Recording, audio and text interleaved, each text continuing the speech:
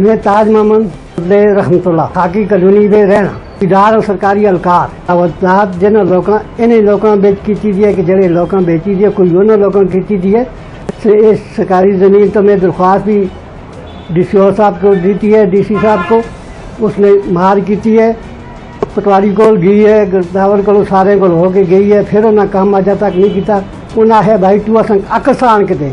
उस भी आन के देता सारे कागज बराबर करके फिर मैं DC साहब को मोड़ के लिखा मैं ये काम नहीं कर रहे खड़ के दी अजा तानी की कि जिन्होंने लोगों बेची दी उन्होंने वजाहत ज़्यादा की है इस राहत जी है ये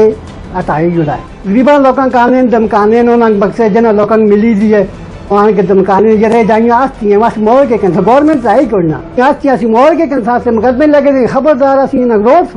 धमकाने ने कई काल भी एक आदमी नाल इस तरह टकरा है गरीब है उसको कारट सब कुछ मौजूद है सन लाटमेंट हो दिए कोई जान जाए होती वो जिला इंतजामिया तो जिम्मेदारी होती कब्जा करने वाले कब्जा माफिया कटाया जो है जमीन सरकारी खाते में सारी आवे कि इन्हों को जान छुटा है बयान करता है कि मैं रिकॉर्डिंग के मकसद है मेरा बयान सब तक पहुँच जाए सरकारी चीज़ जी है वो कब्जे में हो सरकार दे वो बाकी किसी का उसका कोई तजावता ताक नहीं कब्जे माफिया उन्होंने खिलाफ कानूनी कार्रवाई की जो कि आइंदा वास्ते उसका